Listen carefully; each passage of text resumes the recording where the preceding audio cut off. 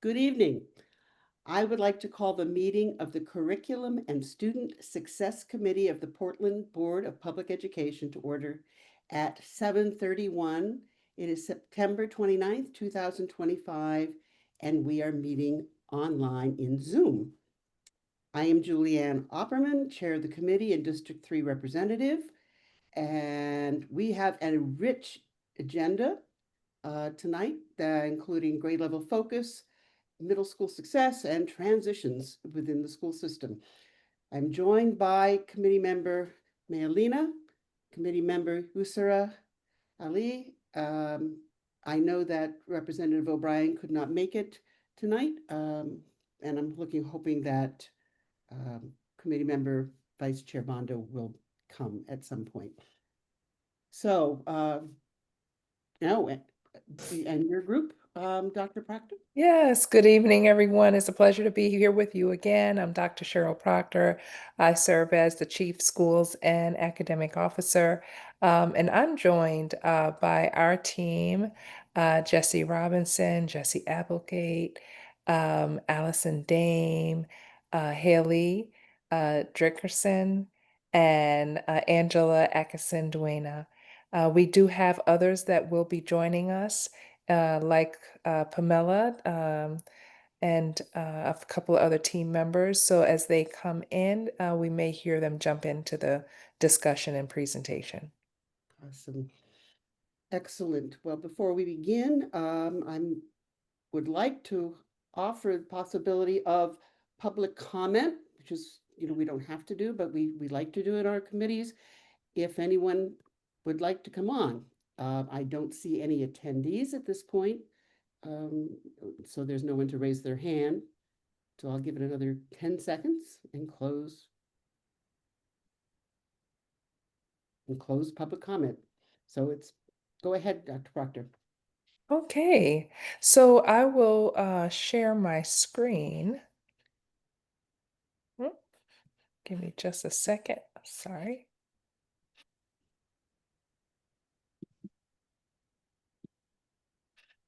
Ooh.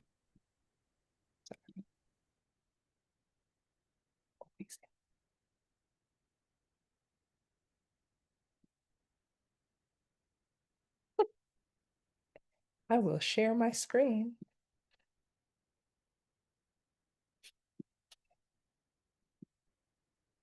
And take us into a presentation. Can everyone see this okay? All right, great. So we're going to have a discussion this evening, just talking about curriculum and student success. We're going to speak specifically tonight. We're going to focus on grade level curriculum, middle school success, and transitions.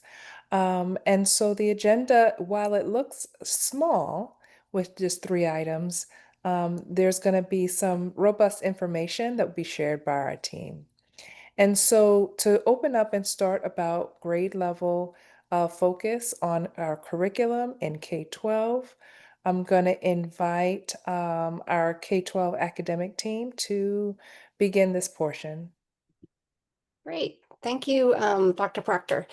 My name is Jessie Robinson. I'm the Director of Elementary Academics, and I'm here with Allison Dame, our Director of Secondary Academics, and we're going to talk to you a little bit about the curriculum that we're using in K through 12.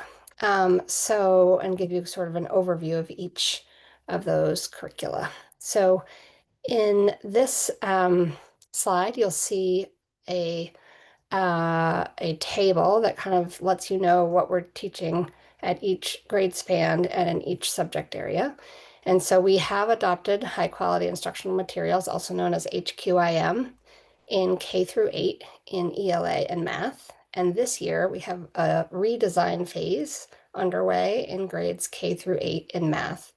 We also have a design phase for high school math. So the plan is for 9 through 12 to adopt a new high quality instructional material curriculum next year. So right now in K through 5, we have CKLA in grades K through 2, and I'll talk a little bit about that in more depth in a minute. And we have ELA in K through 5, and in 6 through 8, we have ELA. In math, we have illustrative mathematics in K through 5, and in 6 through 8, we have amplified Desmos. So I'm going to talk to you a little bit about, or actually I'm going to turn things over to Allison, who's going to talk to you about EL/ELA next. Hi, good evening, everyone. So we use EL/ELA in K through 8 at this time. This is a curriculum provided by Expeditionary Learning. And the reasons that we chose this is that it's aligned to the science of reading. And so combining those, that direct instruction in phonics along with the reading comprehension strategies, according to Ed Reports, it's also providing grade level state standards at each grade level. They've done work to make sure that the selection of topics and texts are culturally responsive. And it's also a knowledge-rich curriculum. So in each module, the class is collectively learning one topic very deeply, and that deep knowledge in one topic allows them to do more rich critical thinking than if we're kind of skimming through lots of topics. Also, the designers of EL/ELA had multilingual learners in mind. And so there are embedded supports, but it's also making sure that those students per our Lao plan have access to the grade level content.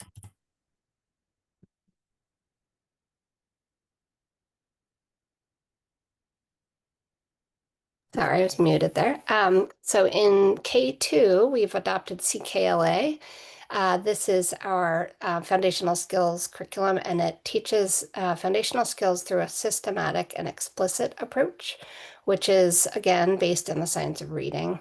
You'll see a theme here. All of these curricula are aligned to, or are rated highly in Ed Reports, which is a organization that rates curriculum based on this, on both the science of reading and Common Core. So like I said, it's systematic and explicit. It's also very engaging. Students really love it. Teachers really love it. It's very user-friendly for teachers. It's one of those curricula that you sort of take and can implement very quickly. So we had a lot of success last year implementing this in all of our K2 classrooms last year, and we continue to implement it this year as well. I'm also going to talk about illustrative mathematics. This is a curriculum that, again, is aligned to the grade level standards and rated highly on Ed Reports. It also takes an asset-based approach to mathematics and mathematical learning for students, really believing in, as we do, as we have a vision for math where all students bring their own mathematical thinking to the classroom, and we use that to construct knowledge together. It has common math routines across all grade levels, so students really build off of those math routines every year and really get to know them and flourish within those routines. And similarly to EL/ELA, IM was designed with multilingual learners in mind. And then finally for tonight, I'll touch on Desmos Math, which we're using right now in 6-8. Again, Jesse mentioned the theme. We use Ed Reports to check on that it's evidence-based, all our HQIM. This is also a problem-solving curriculum, so it's catching up with best practices in math instruction and takes an asset-based approach, which Jesse just described as like really recognizing that all students come with some mathematical thinking and trying to capitalize on that. It says Desmos is an evolution to IM method. The loss I'll put on that is that the scope and sequences is the same, but that the interface they're trying to work on in terms of building in like a more engaging interface. It also has embedded data. So as students take end of unit tests, that teachers and students can see their growth and also their needs. And then similar to CKLA, it's found to be pretty easy for, well, easy is a relative word, but relatively, they've done the work to make it supportive for teachers who are trying to implement lessons day after day.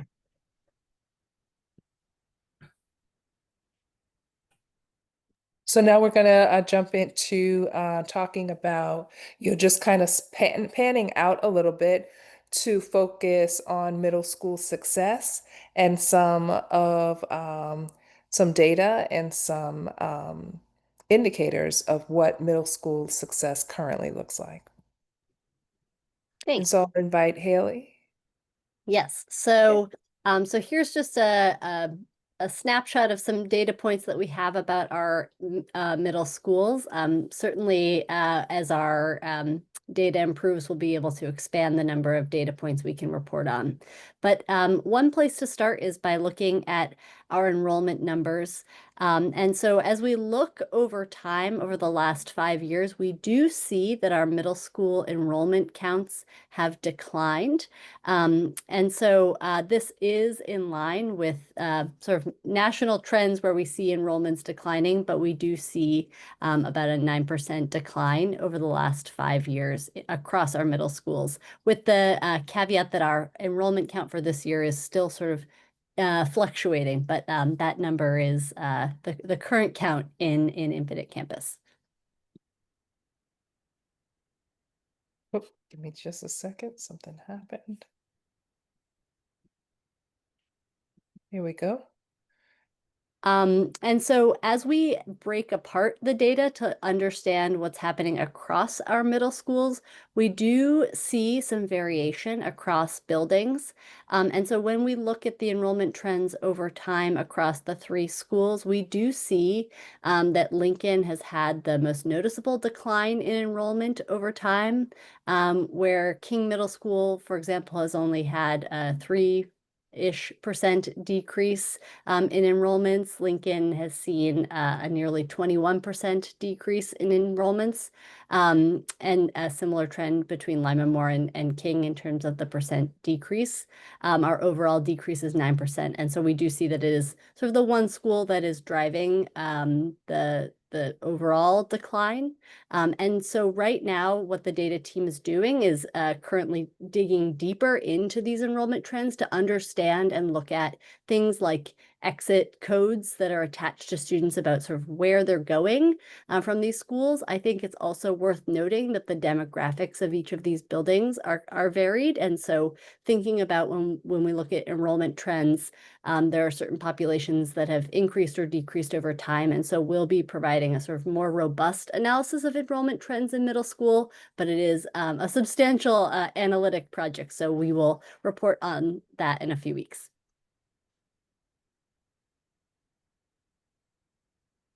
So in addition to our enrollment data trends, just coming back to our main through-year assessment here. So when we look at ELA proficiency rates in middle school, it should be noted that we are seeing gains over time in terms of the percent of students who are proficient in ELA. So a 4.5 percentage point gain over the last 3 years.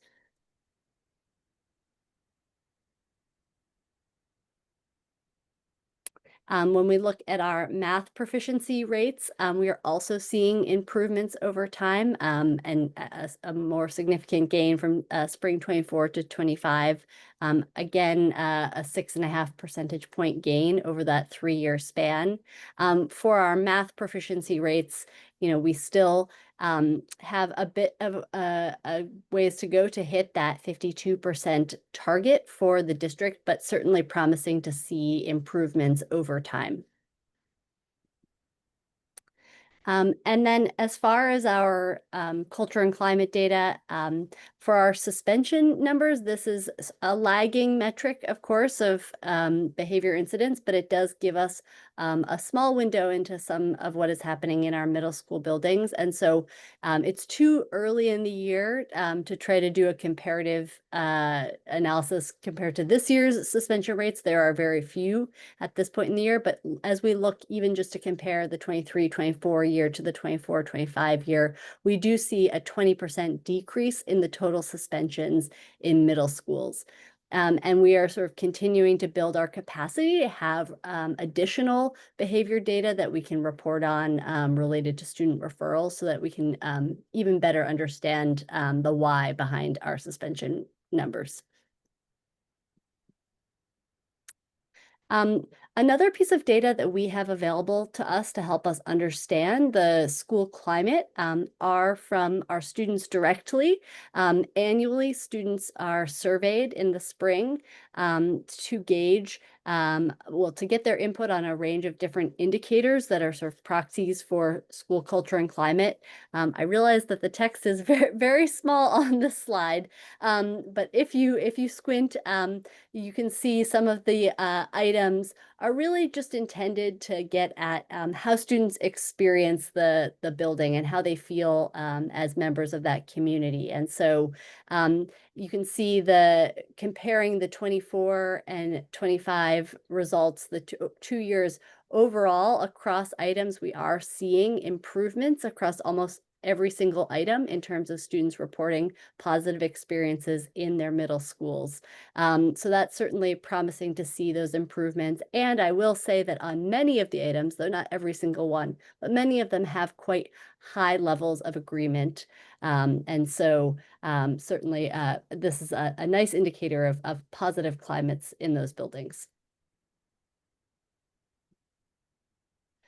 And then the last sort of perspective we have to share data on is really from the perspective of families. And so we also have an annual survey that goes out to families that asks them a number of different items about their experiences and perceptions of the school culture. I didn't bring in all of the different items that they have on the survey, but I wanted to highlight just a few of them that really focus specifically on school culture.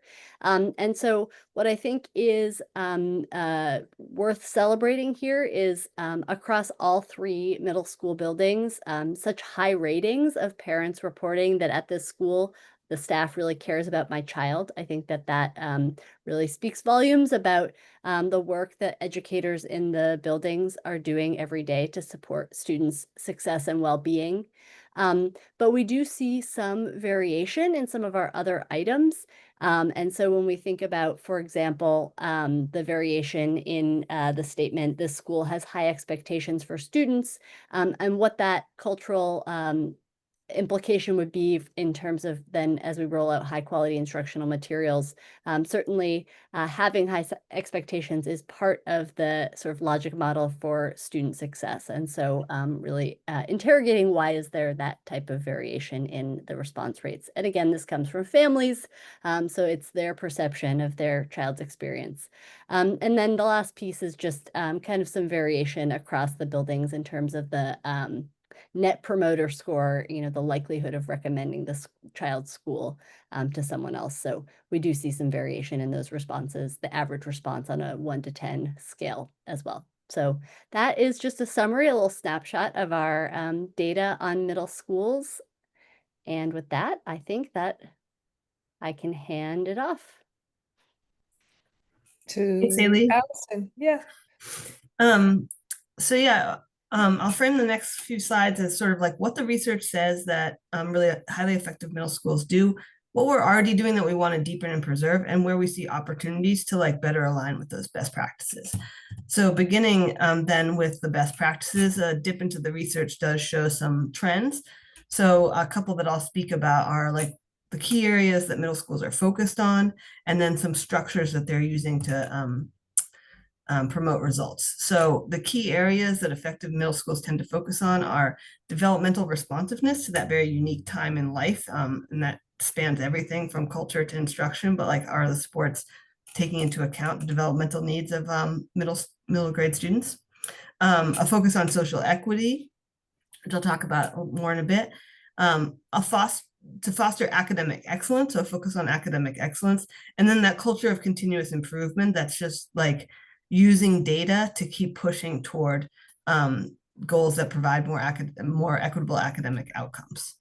Moving on to the structures, shared leadership is noted as something effective middle schools do, which means that administrators and teachers share mutual goals for student achievement and that they're working together to achieve those goals. That's highly linked to that culture of continuous improvement. And finally, teacher collaboration, so that there's spaces and times to collaborate around instruction amongst a group of teachers who know students well, and that those times are being used well.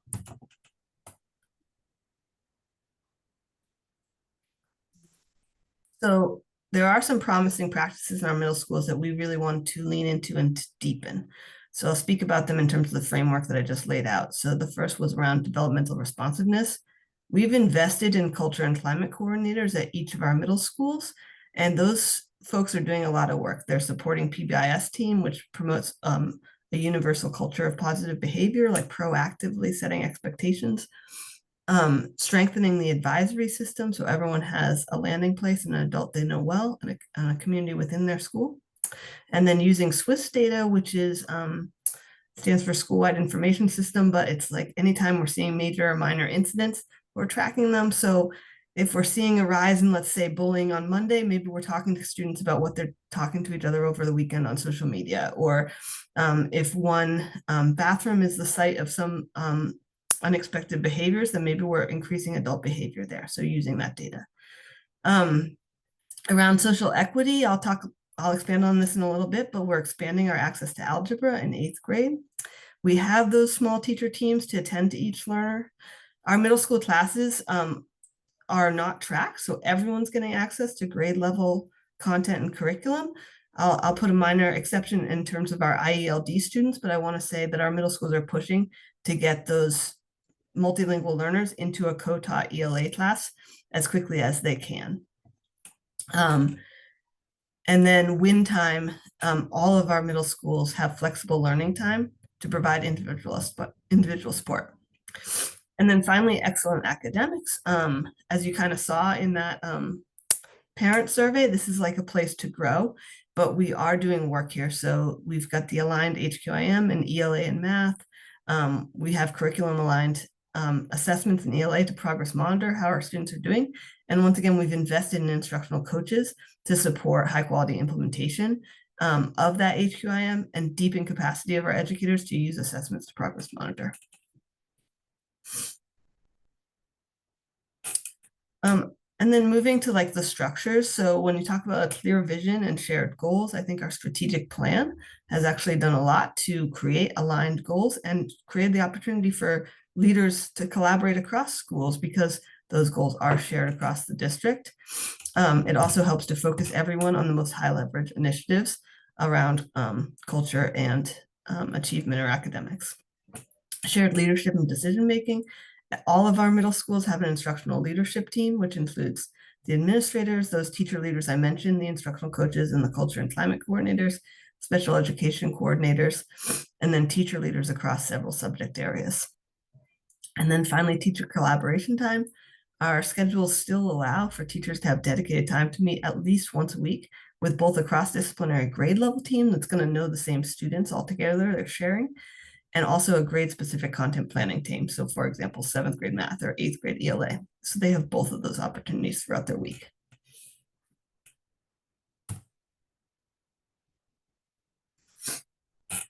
And then finally, I'll just check on areas of opportunity where we'd like to push a little bit more. And we may need to make decisions about which of these areas of opportunity we really grab onto. So expanding HQIM is already listed in our strategic plan. So we'll be moving through the core content areas in terms of expanding HQIM. We currently have a middle school math redesign group, which is considering everything from the actual content or curricula in the classroom to the assessments and supports that are in PD that will optimize the use of that HQIM. And one thing they could consider is expanding the access to algebra for our 8th graders. Again, going back to that family survey about high expectations, we could think about optimizing the use of our instructional coaches, the instructional leadership team, and those collaborative planning times. Those are all existing structures that we could kind of push to improve academic press. We see some opportunity in terms of standardizing the schedule and grading practice and assessment practices to improve at scale and to open up opportunities for more collaboration across the schools. And then this is something we're already doing, but we could expand on training. So I mentioned that win time that students have. We have programs that students go on and can work on to get that individualized support. And the more support teachers get in how to use those programs well, we think can improve our use of the tier 2 interventions. And then finally, just around whole student connected community and that pillar 3 of our strategic plan, we want to continue to use Swiss data, those PBIS practices, and proactive restorative practices embedded in the advisory system to continue to strengthen the cultures.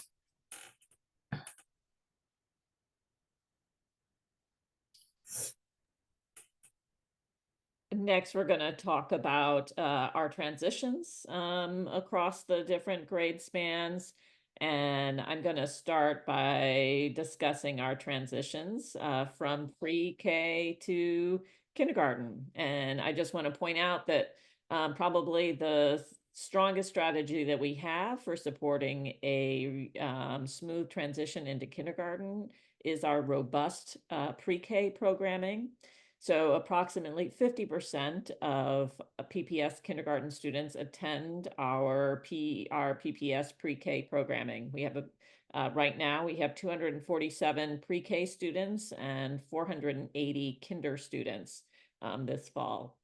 Some of the strategies that we use for ensuring that smooth transition, making sure that our kindergarten teachers know the students and who is coming into their classroom, is that our pre-K and K teachers, our pre-K teachers do share assessment results. And I do like to note that we don't use the same assessments from pre-K into K, however.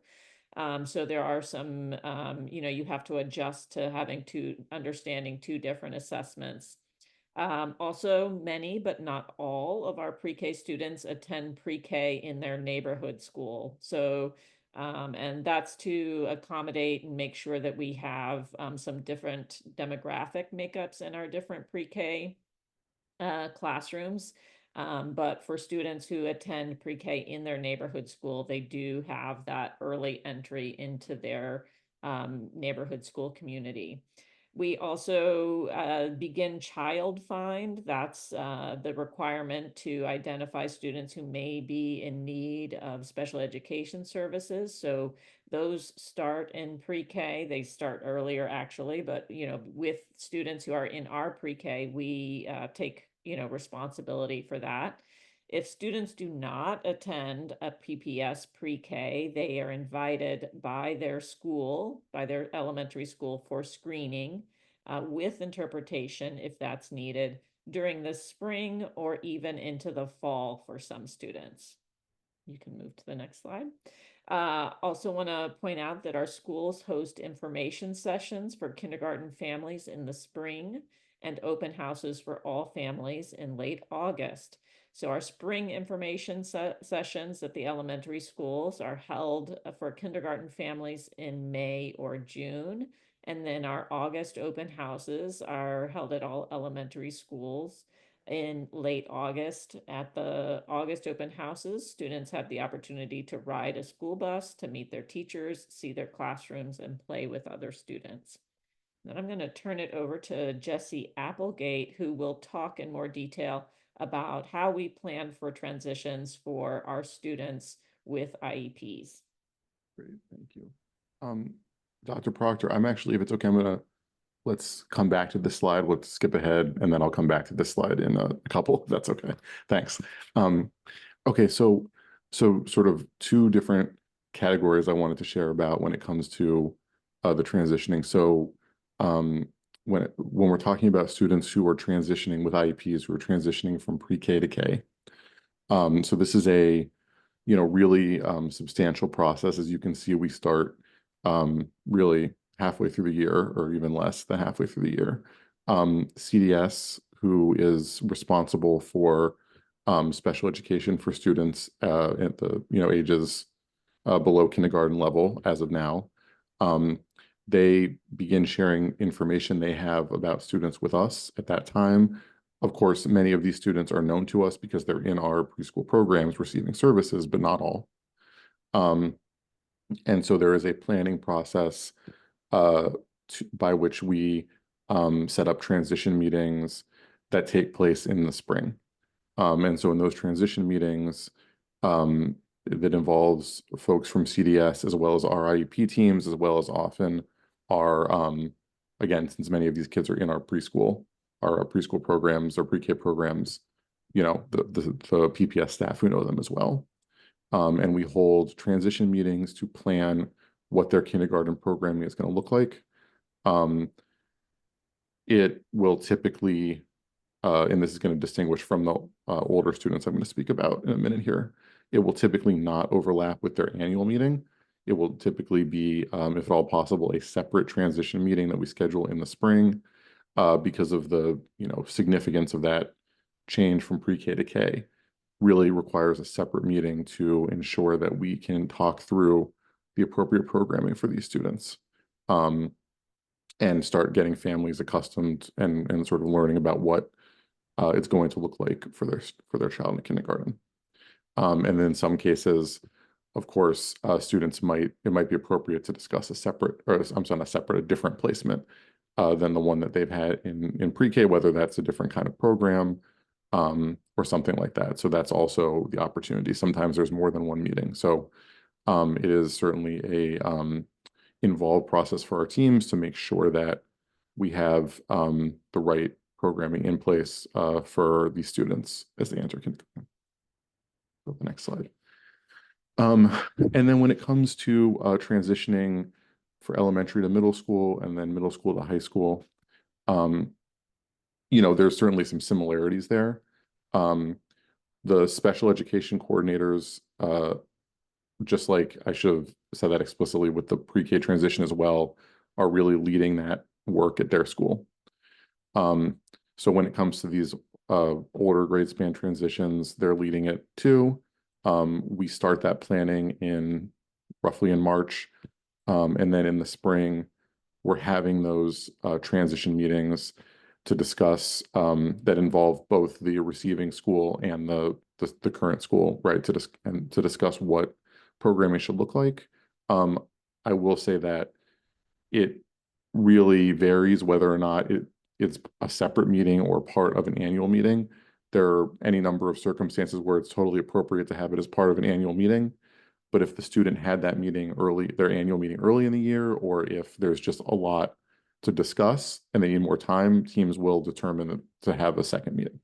So it really varies there. It's not as consistent as maybe the pre-K to K.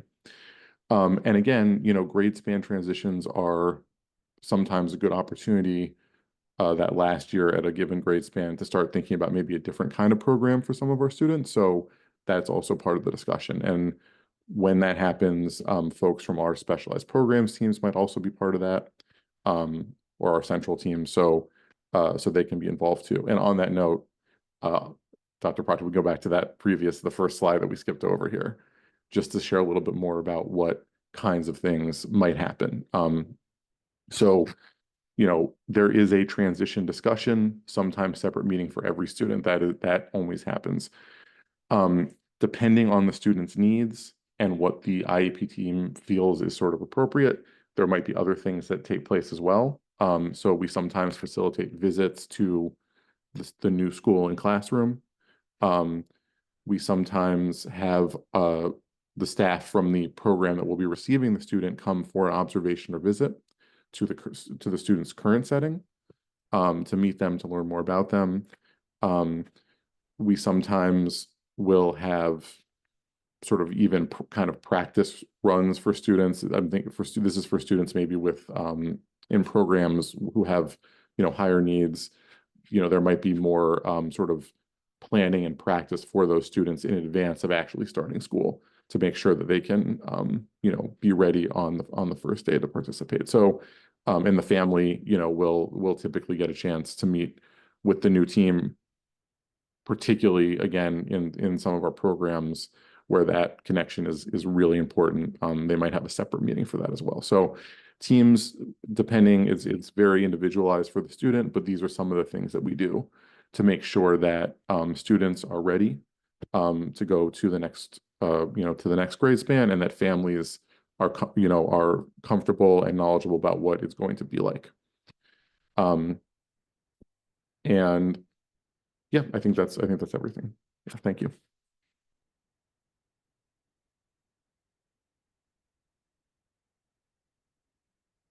Thank you, Jesse.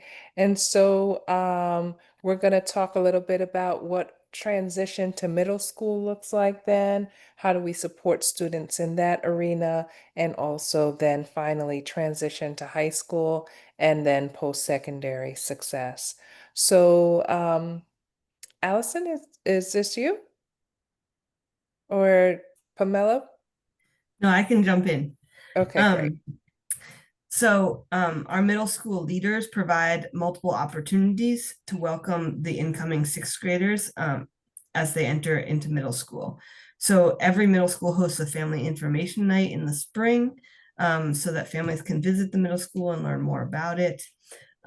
Additionally, they host a step-up day in the spring during the school day where students who may or may not have been able to come to that family information night can actually visit the physical space for the middle school and meet their teachers and tour the school. There's additional tours during the summer for families and informal events such as popsicle parties. And then finally, every middle school hosts a fall open house for new families to come into the school.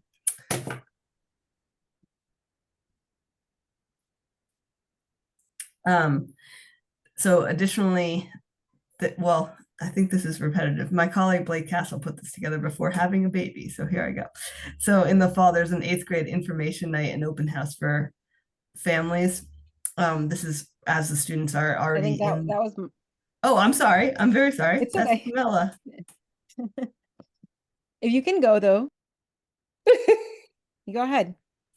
Okay, I do. Yes, I can confirm this as a former high school principal. Yes, we absolutely do have an 8th grade information night and open house for families. And then 8th and 9th grade educators, thanks to the work of Pamela, have opportunities to meet and share strengths and areas for growth about students and high school expectations. Jesse already touched on the transition meetings for students receiving special education, but our multilingual also have, I believe it's like a half day in the spring where they're meeting to make sure that those students their incoming teachers have a robust understanding of their needs and strengths. And then finally, this is mainly our counselors. So our school counselors who know the students well are making recommendations for class placement and really working with students and families on that process. And really, they know their high school counterparts in terms of the counseling and the programming that's available at each of our 3 schools. And then the high school counselors make time in their schedule in the spring to actually go visit the high schools and meet one-on-one with students. Now Thank to Pamela. you. Pamela, anything you want to add here before I change the slide? No, I think Allison covered it well. And so just so everyone knows, tonight was the high school information night for our 8th grade families. All right. Great. And I'll let you continue then. Okay. So first, good evening, everyone. I'm excited to be here with you. So transition, I guess, post high school. So our goal really here is to prepare students for success, right, in college, career, and community. So we provide comprehensive support to help students transition smoothly from high school to post-secondary opportunities. That is the goal. So there's college and financial aid access, right? We need to make sure that students have access to that. So we support all eligible students to submit college applications and complete the FAFSA to ensure they have access to higher education. I want to say that is the goal, is to ensure that we support all students. So we're working to strengthen that and make sure that all students are doing that and not just some. Partnership with JMG. So through our partnership with Jobs for Maine graduates, students receive coaching and programs that guide them toward graduation, right? So industry recognized credentials and meaningful careers. And then there are lots of academic opportunities as well that help them to be prepared for success upon graduation. So those opportunities exist in the form of advanced placement. So there's courses that students are able to take in advanced placement. Students also can participate in dual enrollment with college professors or enroll in concurrent courses, which are courses taught by high school or CT instructors, but students get college credit for. And there's a Spring Ahead program, which is awesome. And Dr. Ahmed actually helped to have this come into place. So this is a tuition-free early college semester at Southern Maine Community College, which allows students to earn credits while receiving coaching and support from a peer cohort. So students are still in high school, but they're pretty much during that spring semester, they're fully immersed in college at Southern Maine Community College and receiving credit there.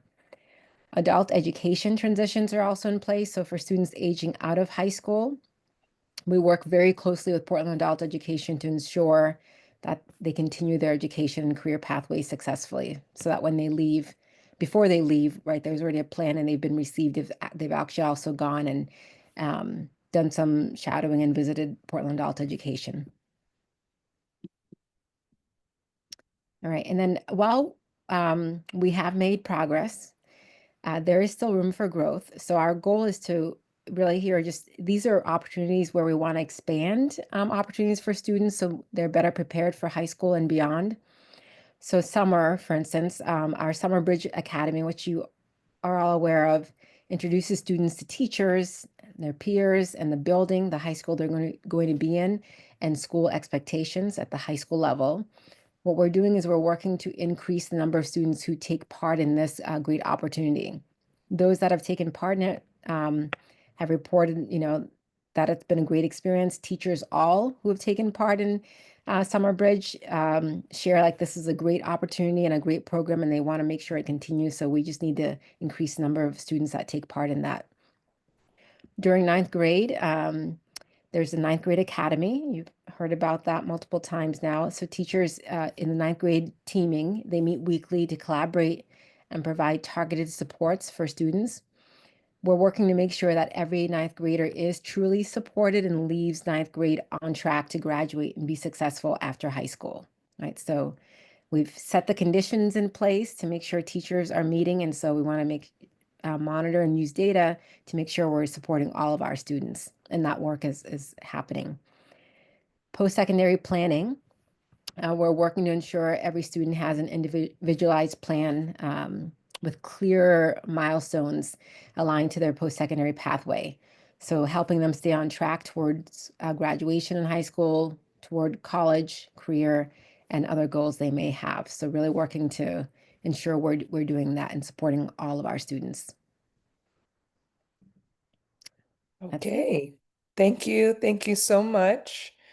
So at this point, with the presentation being complete, I will turn it back over to board member Julianne Opperman. Thank you, Cheryl. And we have questions. We'll start. Mickey, would you care to start? Perfect.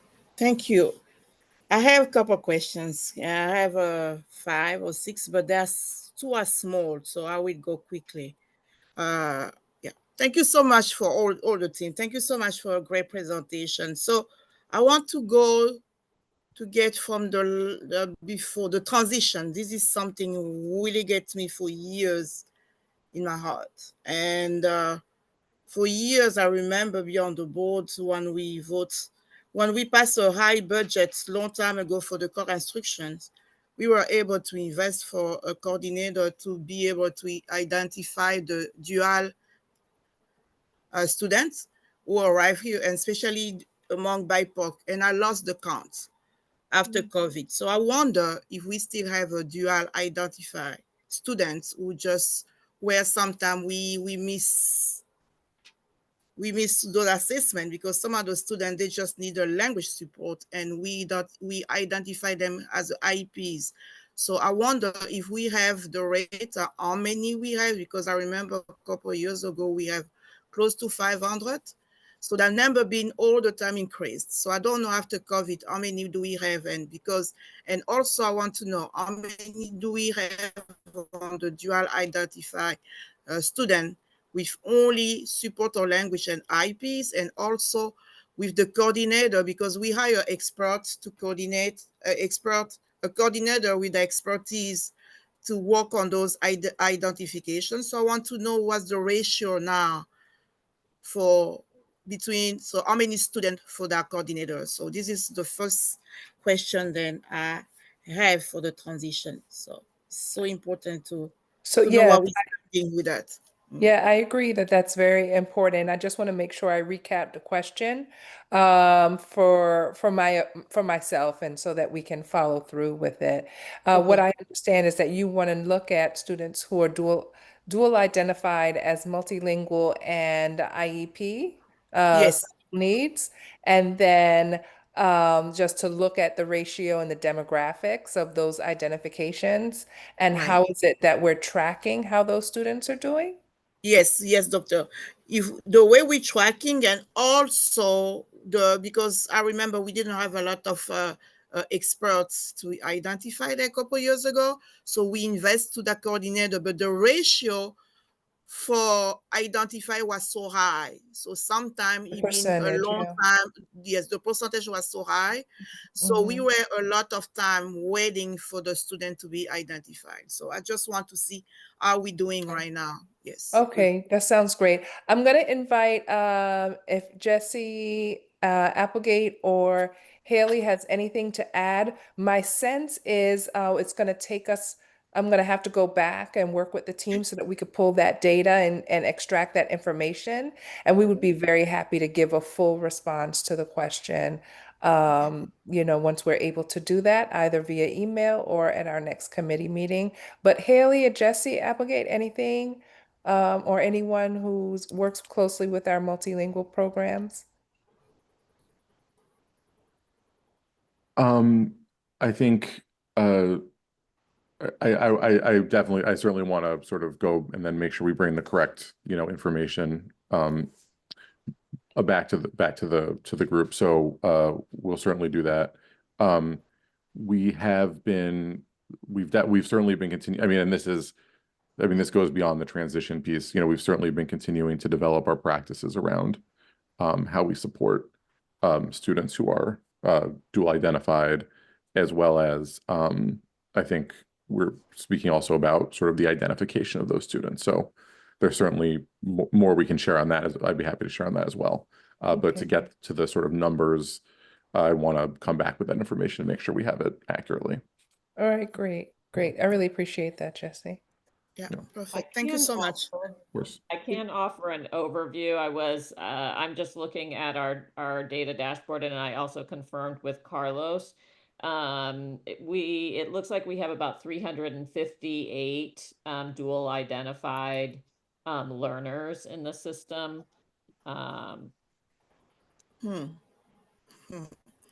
we're And when you still say high. dual Yeah, identified, we're saying multilingual and special ed versus gifted and requiring, some students could be dual identified as like to say gifted with an IEP, but we're looking specifically at multilingual and yes. Yeah, yes, yeah, Yes, it so in was that not. 384. Yes. 358. Okay. There may be, there may be some, because this is with IEPs, although this is coming from Carlos, so I think it would probably be okay as far as like if they're have chapter 104 or gifted and talented identification, but I think it would be around the 358. Yeah. And that's fairly consistent with the numbers we've had, and that would make sense. But I'd love to go back and make sure we get the exact count for everyone. Yeah. Yes, I really want to go a little deeper then, and when you guys are paying little attention to them, because those number back years, and if it come from Carlos, I really respect that, because that's close to the number I had in my mind for a couple of years, and it's still been increasing, never been going down.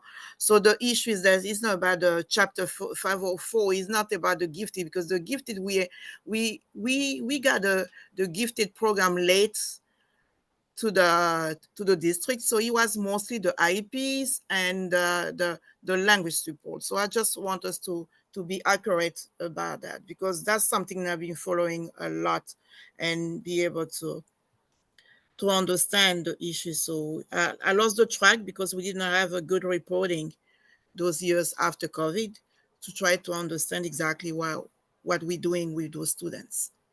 All Yes, right, so I've been waiting for the team to do some to come Yeah. back to us. Perfect. Thank you. We will. Thank you so much. And right now, I think with that number, we're hovering around that 18% as far as the ratio of dual identified students. And that's just very rough, but we'll definitely dig further. You had other questions? Yes, yes, yes, yes. I'm going. So I'm combining those two questions. Is on the concepts on the ELELA K8 and the CKLA. So I really like the concept of the culturally responses. So I just wonder for both, for the ELELA K8 and the CKLA, how do we measure the success of the on that concept, and if we have a different kind of assessment or strategy for us to benchmarking the progress monitoring? That's a great question. Anyone from the team, Jesse or Angela, how do we assess student success? Are there built-in assessments with the curriculum? Are we doing unit assessments? What is our assessment strategy and kind of schedule, if you will? Yeah, I can speak to the 6-8, and then Jesse or Angela could jump in on K5. But for ELELA 6-8, yeah, it's layered. So each module is 3 units. Every unit has a mid-unit assessment and an end-of-unit assessment. And so that's one opportunity. And again, that collaborative time for teachers is an opportunity to look at student work aligned to those standards. Additionally, we invest in a company named Cognia, formerly known as Centerpoint, which creates curriculum-aligned interim assessments that students take on a computer. And that's giving us item analysis data so that teachers can actually see the questions. If students got them wrong, they know which was the most popular incorrect answer. So it allows for that item analysis work. Those are 3 times a year. And then finally, we do have our NWAs, our main through year, which most students take 3 times a year as well. So that's just our way to sort of like align if we're doing this progress monitoring and seeing kids improve on those curriculum embedded assessments, is that sort of like translating to also progress on the NWAs. And as Haley showed you, we've seen, modest but promising progress there. Oh, okay. All right. Thank you. It's hard to say it better than that. It's very similar for CKLA and EL at the K5 level. The one thing I'll add is at K2 we have M class, sorry, K5 we have M class, which is kind of our equivalent.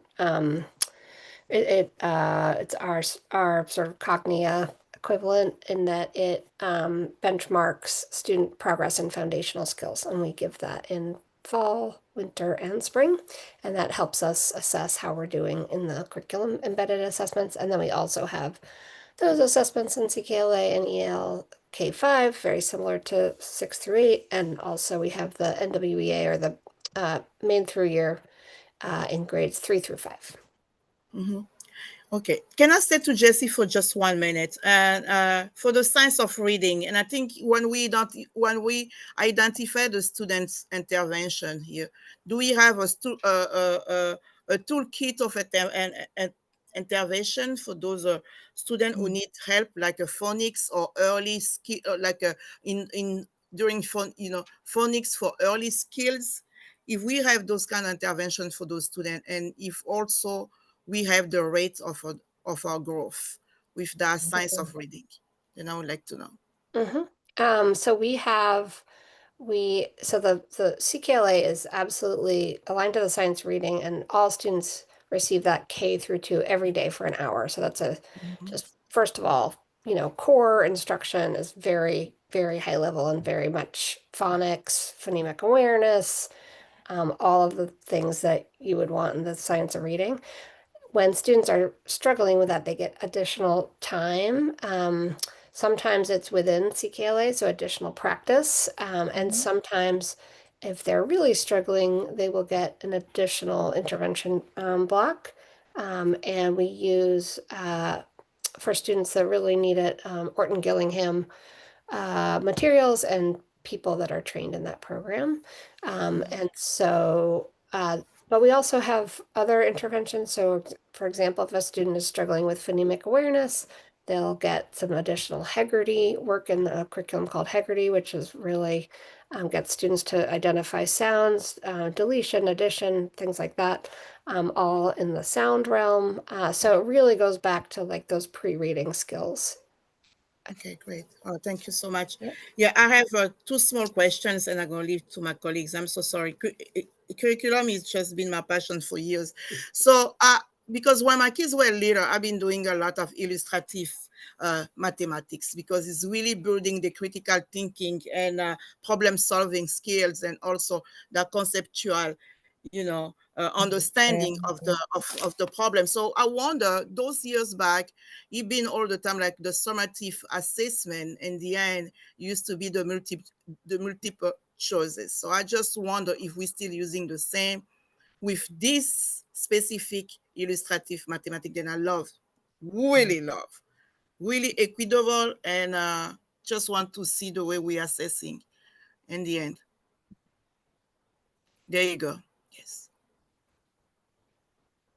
So the question is around mathematics assessment, is that right? Yes, like the summative assessment. Are we still using the multiple choice? Because I've been using that one for my kids for years, so I don't know if we're still using the same concept or not. It's so in the where we actually have so we use embedded assessments that are within IM, and those have some multiple choice, but a lot of it is problem-based assessments where students they're very open-ended. And then in, I would say in the main 3-year, it is all multiple choice. So we are looking at as part of our redesign process, Mickey, we're looking at a couple assessments for math, and one of them is multiple choice, and the other one is actually is open response. We're going to try it out and see how it goes, because it uses AI, to kind of analyze student thinking, and I think it has a lot of potential, but I'm not sure it's quite like game ready, if you will, to roll out in the future. But we're gonna figure that out. So really great question. And I do want to say, Board Member Bondo, that you have been an advocate for curriculum for so many years. I've been at these meetings and you're always asking the right questions about these. And so I'm really happy to be here saying that we have these things in place. And so thank you for your advocacy over the years. Thank you. You guys doing great job. So my last question is now the middle school, I think, data record and for the enrollment decline. So I just wonder, I think the way we are collecting our data, I just wonder if we're adding some qualitative information there to understand the root cause of those issues. Because Lincoln Middle School has a kind of past years issues, different perceptions about de-escalation on some of the issues around student school climate. So I'm just wonder the way we are collecting those data, if we adding some qualitative information, so we can make sure then we know exactly what the problems are and to understand the root causes. Why we have that decline enrollment at specific schools, because when I see the survey from the parent perception is not really matching when I see the between what they say and the decline of the enrollment.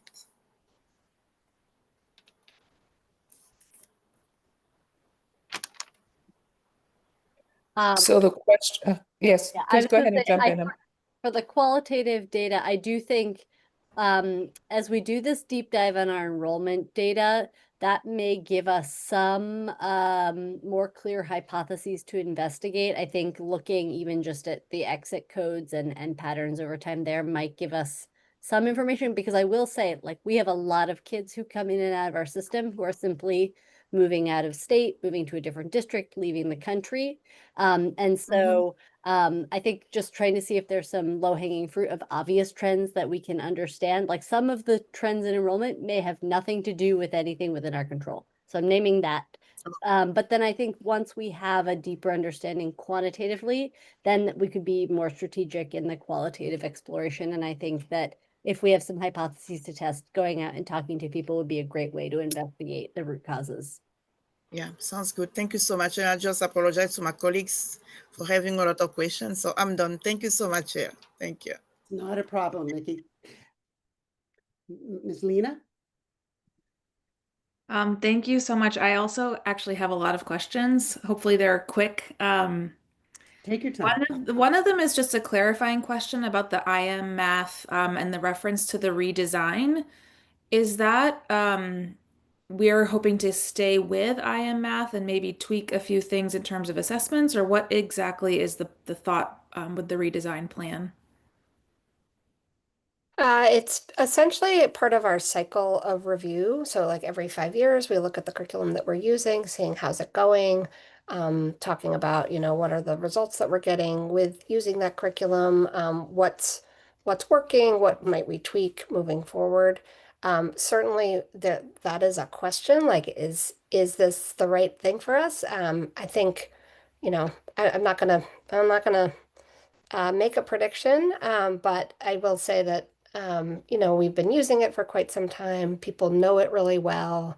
I think there are some gaps that we are aware of that we want to address, but it is sort of part of the process of reviewing curriculum. Okay, that's really helpful. Um, I'm wondering about the ELA curriculum. I've just heard over the last couple of years some anecdotal feedback from staff that they struggle with it and that it's maybe not intuitive. And, I know it's still early with some schools, they're still adopting it, but I'm just wondering what methods of collecting feedback you have for staff. Because I saw some stuff about, student feedback or student assessment, but what processes do we have for staff feedback? So we are constantly asking for feedback from staff around how's it going in terms of implementation and adjusting as we go. Last year was our first year of implementation across all schools, all grades. And there were some, changes that we made just in terms of our professional development and in terms of how we actually really adjusted our professional development schedule so that we provided a lot more planning time so that teachers had the time in their day to implement the curriculum, because it's not just like a page turning curriculum. You really have to internalize it, understand the purpose, and plan intentionally. It's called a thinking teacher's curriculum.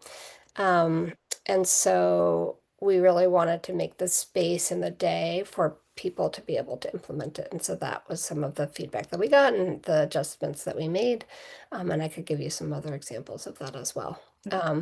We do it through survey. We do it through our instructional coaches. Allison and I meet with them every week or every other week, and they meet with teachers every week. And so there's like a very direct sort of feedback cycle there that we're always talking about and adjusting based on. Great. Awesome. Okay, my next question is for Haley. And it's about the student survey, and I was wondering if we can split those results up by school as well, like you did with the parent survey. Is it possible to see those? Yes, I can pull those. I don't have them right. You don't have to, but yeah. yes, we I can think that would totally. be helpful to see as well, if there are any trends in particular schools and if that matches up with the exit data that you were referencing. Okay, and this is one last question slash idea I had that might be something that would fall under the responsibility of the climate and culture coordinators, and this is sort of about the transition to middle school.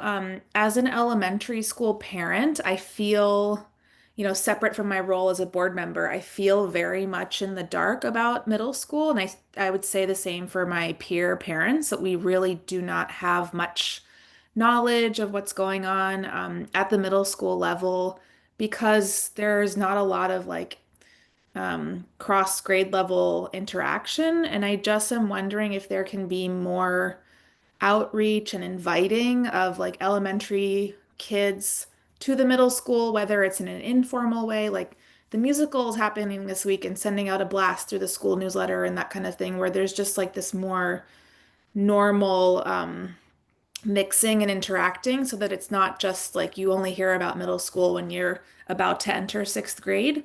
I think that just would be a really great bridge and then ease the transition quite a bit for students. Just having more communication, and same for like high school as well. Row school this tomorrow night actually, they were invited by the Deering High School volleyball team to go watch the game. And so it's just like an opportunity that's made specifically for row, which is a nice thing so the kids can go check it out. But it's just an idea and hopefully wouldn't put too much pressure or work on staff, but I just thought that would be a way to visualize more of a K-12 experience in PPS, rather than really keeping things to the small grade span. So it's just an idea and something I'd love to see as a parent. Yeah, I can just respond by saying that I agree that that's a nice idea, and I hear you on the culture and climate coordinators as possibly like a point person who could help Yeah. just open up those events to the wider community to kind of like provide an on-ramp to that next community for the students and parents. Yeah. Thank you so much. Anything else? If neither of you have any, and you, Sarah, you have any questions? Otherwise I have a few. Okay, they're scattered, so I'll try to pull them together as easily. One of the questions has to do, Haley, I don't know if you can pull this up or at some point, that if it's a 9% decrease in enrollment in middle school, whether it's 20 in one or 5% in another, what is it for the district? What is as we are going down in our numbers in the district? I wondered what the percent would be over time. I mean, I know we've had that data. Yeah, I'll have to, I don't have it Okay. off. It's a little bit, I want to make sure I do No, the I right appreciate. poll for you. Yeah, so I can pull that. No problem on that, but that was one piece I had. Another question, I think is Jesse Applegate or Haley. Sorry, Julian, may I interrupt for a second? Yeah. I just want to make sure I hear the question again, just for my follow-up as well with the team. It was You're looking at you want to know if what the enrollment trend is for within district versus students leaving district? I'm sorry, no, could you? as the school district has enrollment has dropped Yes. over the year, and percent wise, what is that percent compared to Oh, what's going on in the middle school? very So good. is 9% Is it proportionate? Yeah. correct? Mhm. Absolutely, that's exactly right. Okay. This is a question for Jesse and or Haley, and Angela. When we're looking at pre-K programs, the pre-K leading into the K and with special ed, with everything, there about half the kids are now not in a PPS program. And some of them may be identified from CDS some other way, or not at all. And I just wondered how many, and the advantage of a pre-K for going into kindergarten is dramatic, the socialization and all those other kinds for special ed and regular ed kids. But I goes, how many of the students coming into K are coming from non-PPS associated pre-Ks? That would be a question. Again, you don't have that number, but I would be one I would like just to have a sense of where those other 50% coming from, into kindergarten, and are we catching them early enough so that you don't have that beginning of the year onslaught of, or the semester before, in the spring, onslaught of identification issues, for, because from anecdotal situations and sometimes in data, it takes quite a while to get through that process once you start the identification and the observation within a class, et cetera, et cetera, et cetera. So I would like to know at another time a little bit more of the depth of and time frame for a student being associated with us and their final identification, and what has to happen between. I think it'll be, for me personally, I think it'll be helpful to understand where we need resources going as well. So that was the other piece. In special ed, when you're, or transitions anywhere, when you're talking about transitions between schools, levels of schools, and you're talking about, is it all IEP students, or is it just specialized programs? And, or is it some portion thereof? So there will definitely be, for any student with an IEP, as part, again, as either part of their annual meeting or sometimes or separately, a conversation about that transition. Like that happens for any student with an IEP. It is the students in the specialized programs where it is much more common for us to do some of the other pieces that I mentioned, such as additional visits to the school, additional meetings with the the receiving school team, things of that nature. Attendance at those meetings by members of our specialized programs team, in order to make sure, because those students have such individualized programs, it's really important to make sure we're planning really carefully. But all students with an IEP, there will be a transition conversation over the course of that year, going into the grade, to the next grade span. But I bring that up because, again, anecdotally, there have been gaps in information. I know I was on the meetings with you last year with all the special ed stuff and the analysis and all, and some of the IEP pieces, which I'm sure are hopefully getting better at. People are getting better Yes. at it. Are they getting better at it? At the transition piece. Well, I just in anywhere, IEPs in general. Well, yeah, and I know, I'll be presenting to this committee. Okay, then I'll let you go there, but when you Yeah. do that presentation, perhaps, let us know about how many of the non-specialized program kids really get like a real connection with the high school, in particular. So that was that one. The Spring Ahead program that Pamela brought up, that Dr. Ahmed had, or maybe Allison, you did it.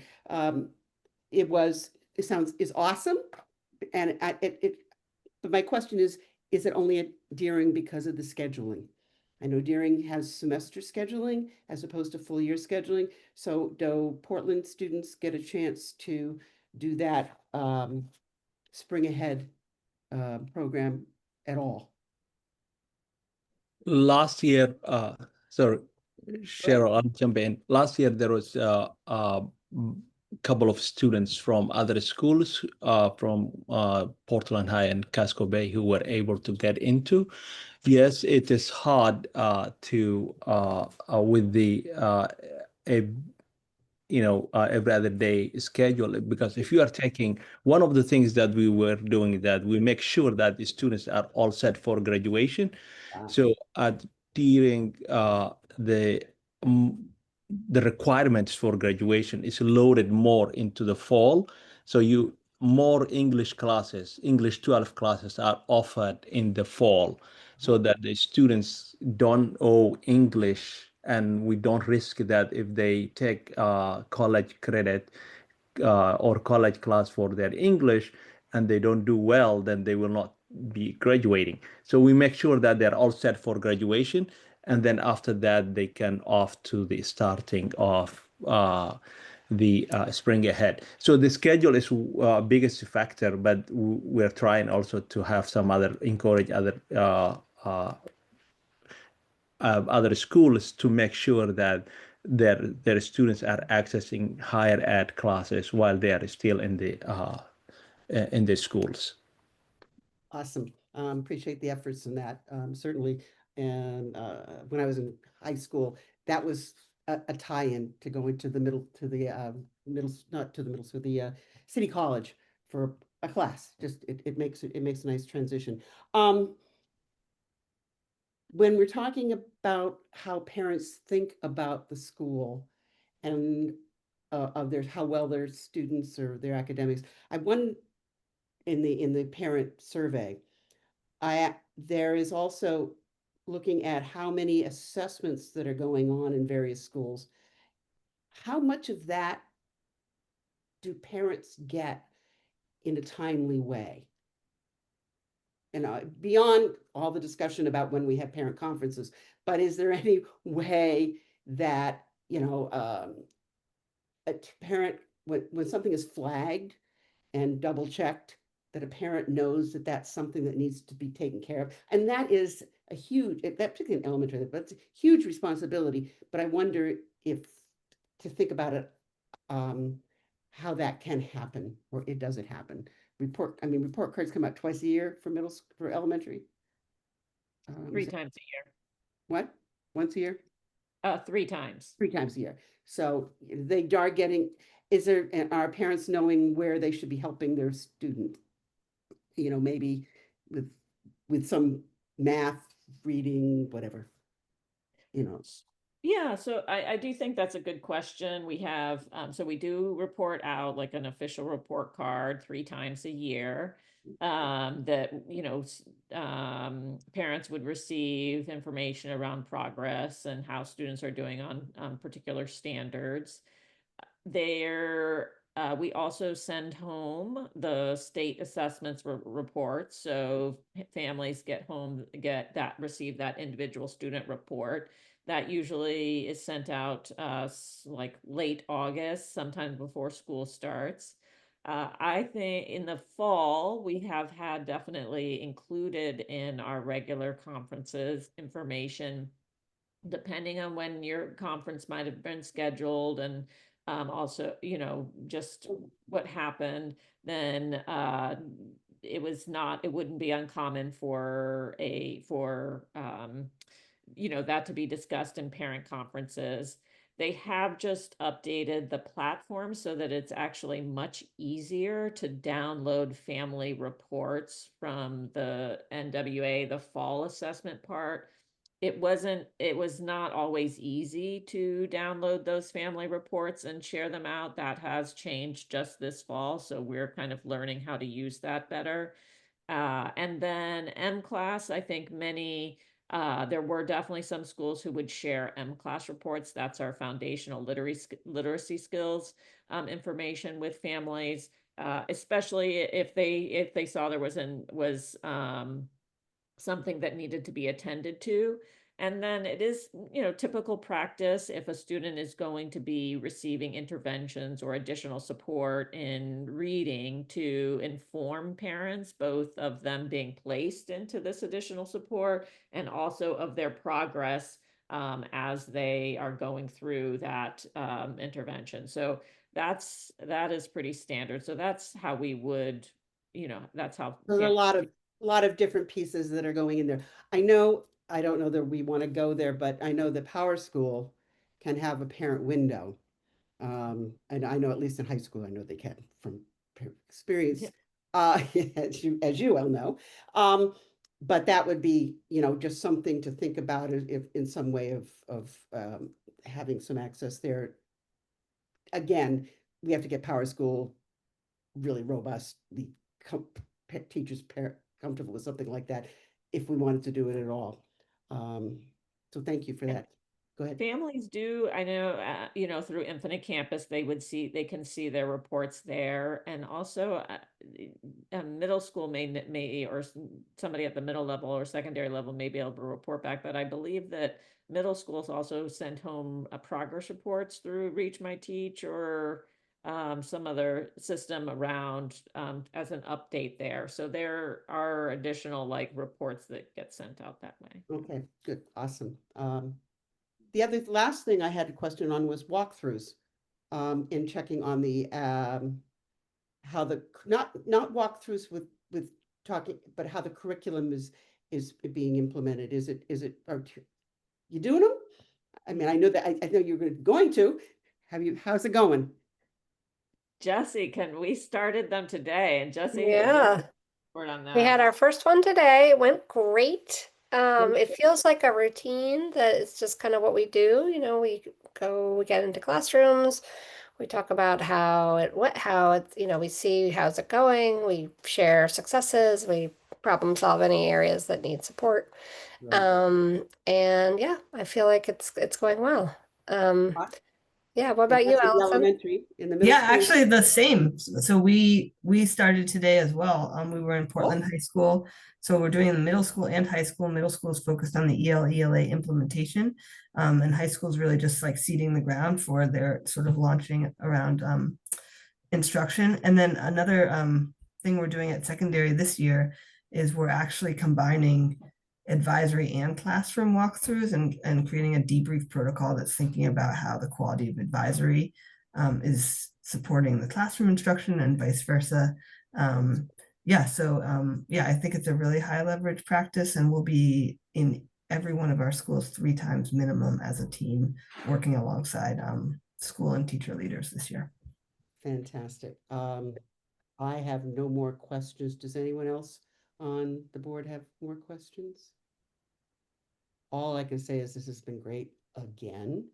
The second where you have provided clear information, data, so that Mickey and I feel good about it, and all, and Maya and you as well. But you know, just that a measurement and knowing that we're going to send questions out to you, and that we'll hear from you, and we'll keep asking all these questions. If there's something, one of the things I did want to bring up as you go through and find all of these very specific places where you need more intervention, say with helping to identify students, or the math, get that math gap going. It personnel is a big piece of that. Relationships is a big piece of that. And as you do that, it'd be really important for us to know where you think, I mean, everybody wants more teachers, but where you think these very specific places might be helpful for these very specific groups of students and all. But thank you. Awesome presentations and great. Anything else from my colleagues? Oh, Mickey. Yes, thank you so much. That's just a small little question to Pamela. You mentioned about the AP courses. I just want to make sure if the AP courses are open to all the students or they are still selective.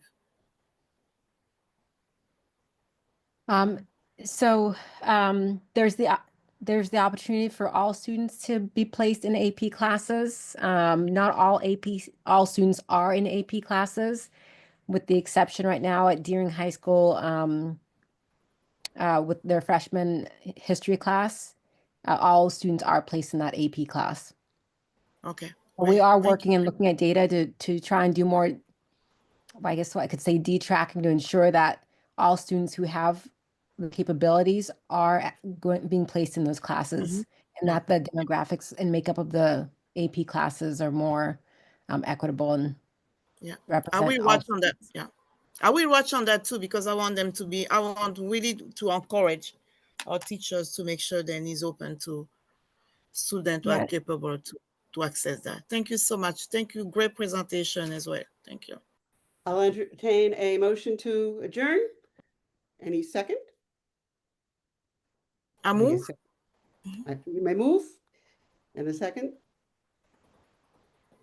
Everybody agree to, all right, bye. Nice to see you. Yeah, good night. Good night. Bye-bye. Thank you so much. Good night. Thank you.